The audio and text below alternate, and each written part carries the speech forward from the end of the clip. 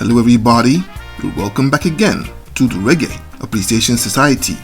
Dancehall artists are widely known to be outspoken, braggadocious and tough characters, literally dripping with street credibility and strong reputations as guys you don't mess with. The likes of Vybz Kartel, Ninja Man and the extreme case of Ranking Dread easily come to mind when you think about dangerous DJs before you even consider artists like Loverman, Shabba Ranks.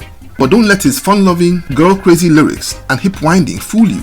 Before Josie Wales literally yanked him off the streets and marched him off to King Jammy's studios, he was what Jamaicans call a rude boy or bad man who was running with a powerful street gang in the main streets of Seaview Gardens in Kingston.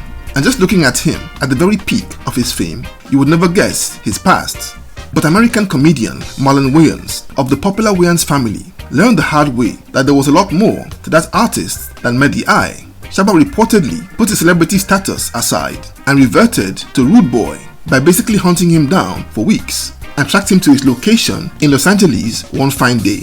In a confrontation that got very dangerous for the comedian, it shook him to his core and revealed a side to Mr. Loverman that the whole world hadn't seen up until then. Let's take a look at when Shabba Ranks traced and tried to beat the living daylights out of Marlon Wayans.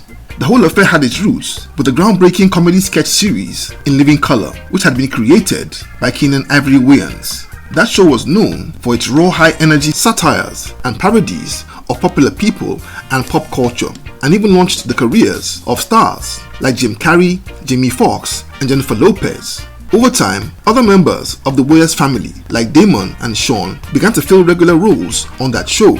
And by 1992, the youngest Wayans sibling, Marlon, all fresh out of high school, joined the show and quickly became a hit with audiences with a number of hilarious skits that parodied famous people. Meanwhile, in that same year of 1992, it was hard to find anyone more famous than Shabba Ranks. He had been signed to Epic Records the year before and released his smash hit album As Raw As Ever, which had monster singles like The Jam featuring legendary US rapper KRS-One, House Call featuring UK singer Maxi Priest, and the thumping Trailer Loader Girls. The album bagged a Grammy for Best Reggae Album in February that year, proving that he had truly broken into the ranks of the global music elite. But it was when he released a song called Mr. Loverman that he really became the biggest artist in the world at that time. That song was a massive worldwide smash on every continent on the planet and was a dance floor filler for a very long time. But what really blew everyone's mind was a music video that was a watershed moment for dancehall. Unlike previous videos for dancehall artists, which were gritty and performance-based, this video, directed by hip-hop pioneer Fab Five Freddy, was a glossy and cinematic effort, which had Shabba Ranks chilling in a mountaintop mansion in a silky white suit, surrounded by lovely ladies. It cemented Shabba's image as a sophisticated international sex symbol and was an immensely popular, iconic cultural statement. In fact, so big, it became the sort of prime target that any upcoming comedian specializing in parodies and skits would jump on, and Marlon Wayans would waste no time feasting on it in his very first season on In Living Color. So in November of that year, on episode 7 on the 4th season of that show, Marlon Wayans had the entire world laughing with a skit called Mr. Ugly Man, a brutal spoof and parody of the Mr. Loverman video, with him pulling the most extreme facial expressions, hilarious dance moves, and comedic twisting of the original lyrics that made a total mockery of Shabba's image as the yardstick for Caribbean masculine sex appeal.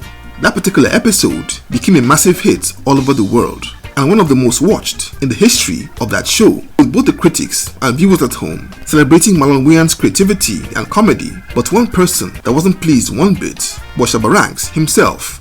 And when he got to watch it, he was furious with that sketch and marked down the then 19-year-old Marlon Wayans as a disrespectful youngster who needed to be taught a lesson about respecting his elders, especially a superstar and former rude boy on the toughest streets of Kingston. He was right in the middle of a staggering world tour in Europe and decided to get his hands on Marlon the moment he got back into the US.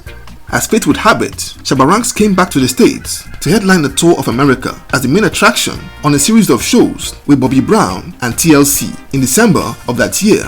And once he was done with the first concert, he sent the word around that Marlon Wayans was wanted by Shabba and his crew.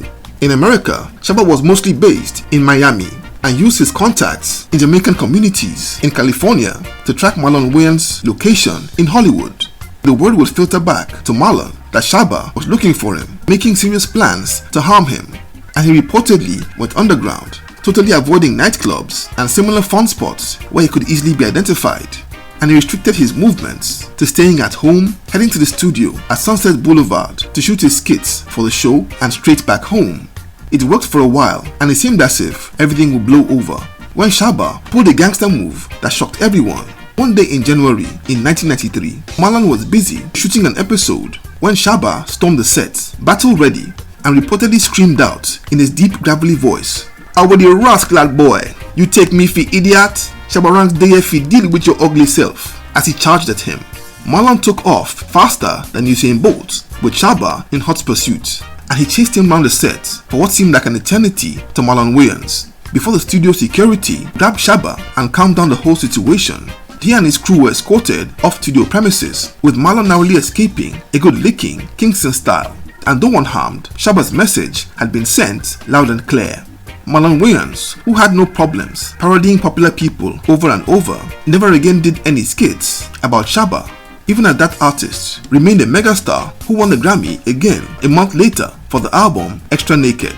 In what was the period before social media, this whole incident was mostly unheard of, until Marlon talked about it in an interview on a podcast that went viral a while back. And he spoke about it in his usual humorous manner that was really funny to hear. But I can bet that on that bright day 3 decades ago, it was a matter of life and death, and a real life lesson that Shabba Ranks, the DJ for the ladies and lover man, was also a rude boy that wasn't to be messed with. So there you have it. Thank you for watching this video today. Please leave a like, subscribe, and until next time, Jah bless.